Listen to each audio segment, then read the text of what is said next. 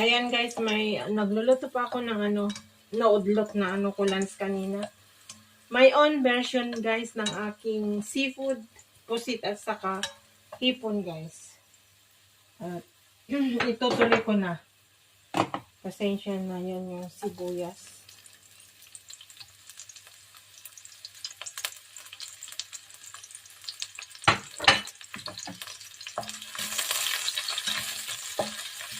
Naubusan kasi ako ng gas kaya hindi ko naluto kaagad kanina. Ngayon gabi na. Malapit na yung amo ko. Tinapos ko lang muna yung mga gawain ko.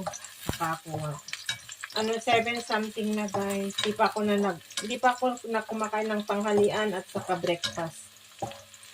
Bahala na lang. So ayan guys. Tapos lalagay na natin yung pusit at saka hipon.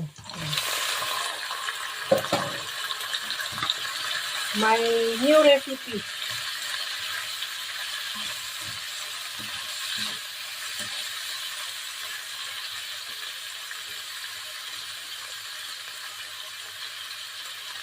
Tapos paminta na sana yung paminta ko. Diyan natin ang paminta.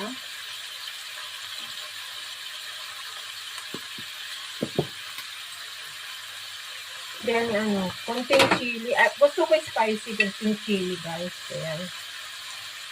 Yung ginawa ko na sambal chili. Lagyan natin ng konting, pampaanghang.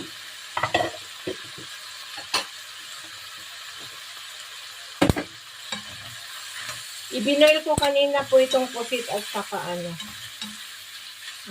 para madalian na lang nagisa guys.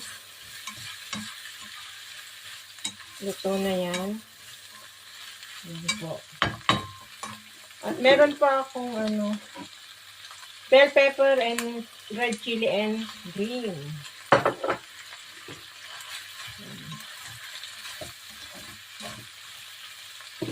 Saka yung inano ko na onions. Tignan natin kung anong kalabasan. Lagyan ko ng konting patis.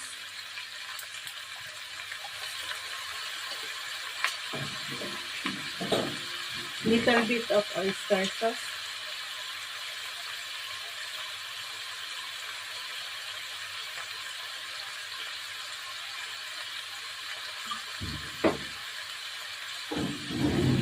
Yan po. At i-mix na natin.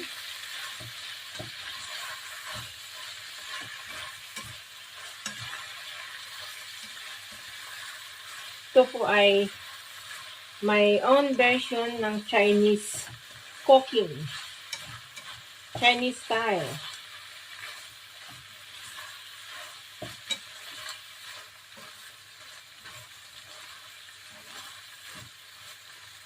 Yan guys. Colorful. Pero yung kumano. Wow, ang sarap. Pero maanghang-anghang. Kasi nga yung red chili ko. Ay, ang sarap guys. Dagdagan ko pa yung chili para maanghang. Bahala na si Batman.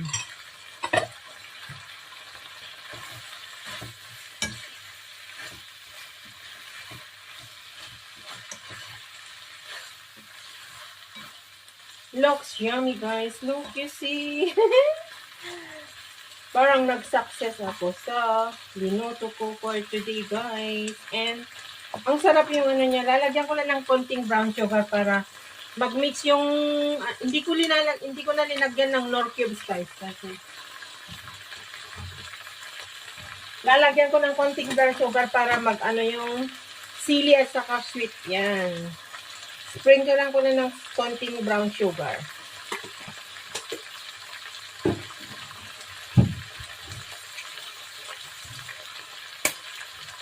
Hindi ko na linagyan ng nor cube pampalasa kasi malasa na po yan.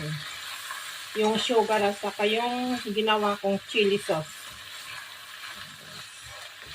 Diba? Looks yummy.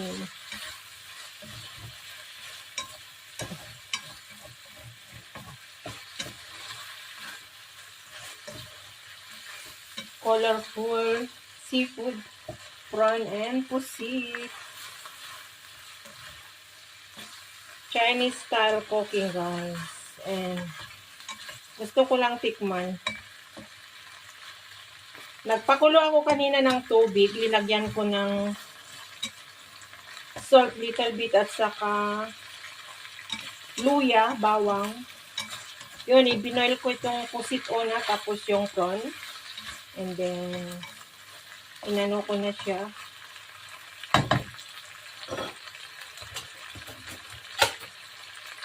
Gusto ko po siya tikman, guys, kung tama yung na lasa na.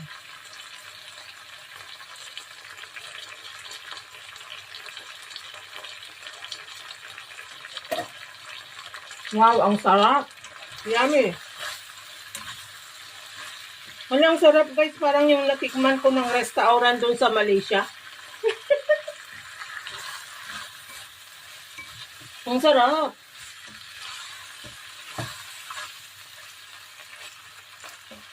So, yan, guys. Papatayin ko na kasi ayaw ko na ma-overcook yung prawn. And para hindi rin maging makunat yung pusit. So, papatayin ko na yan. Luto na yan, guys. Ayan, ang sarap.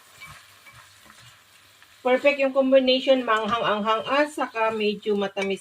Linagyan ko kasi siya ng konting brown sugar. Nakita nyo yung in-sprinkle ko. So, yun po yung pinangpalasa ko. Hindi ko na po linagyan ng nor cubes. So, ayan guys, tumutunog yung laglay na Looks yummy. So, ayan, ang sarap. Yummy. Kain guys. Sigurado na mayroon na naman matatakam dyan ang aking mga sister dyan. Ay, ang sarap ito, sisters. Ang sarap. Nak, ang sarap nung naluto ni mama. Ang sarap. Ang sarap ng combination niya. First, lang to guys. First time ko linoto.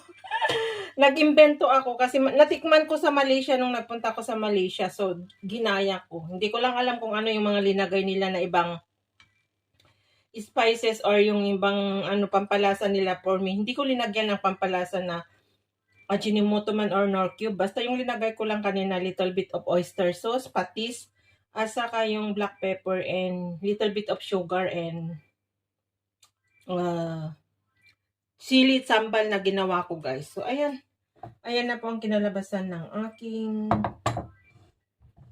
seafood for today, guys. So, ayan. Hope nag-enjoy na naman kayo sa aking panibagong recipe for today, guys. Ayan, maraming salamat sa mga nakaabot ng dulo na naman ng aking very simple raw vlog na naman na pinakita ko sa inyo. So, ayan guys, kainan na kasi gutom na ako. Maghapon ako na walang kain. Nagras na nagtrabaho dahil nga paparating na ang amo ko mamaya. So, ayan guys, see you later guys. Bye-bye. Ayan guys, ang aking finished product ng aking seafood, pusit and prawn mixed with yellow bell pepper, green chili, and red chili with onions. And guys, with little bit of chili sambal na ginawa ko and little bit of sugar. So, yan guys. Ang aking new version ng aking pagluluto ng seafood na Chinese style. And napakasarap guys. Hindi ako nagkamali ng lasa. Kasi parang nag-ano na rin. Kasi nung last few weeks ay nag-ulam na po ko ng adobong pusit. So, gumawa naman ako ng ibang recipe na new na makikita nyo sa aking pagluluto, guys. So, nag-success naman po ako sa sarap. Kaya lang, hindi nyo naman matitikman, guys. Kaya, sorry na lang sa mga natatakam sa aking mga linuluto. So, ayan, guys. Maraming salamat once again sa nakaabot ng dulo na naman ng aking simple recipe for today. Maraming salamat at nagugutom na ang brohita. Ingat and God bless po sa ating lahat. Thank you guys. Thanks for watching. Sa mga nakabot ng dulo na naman ng aking pagluluto. I love you all guys. God bless us all. Have a great day everyone. Thank you so much.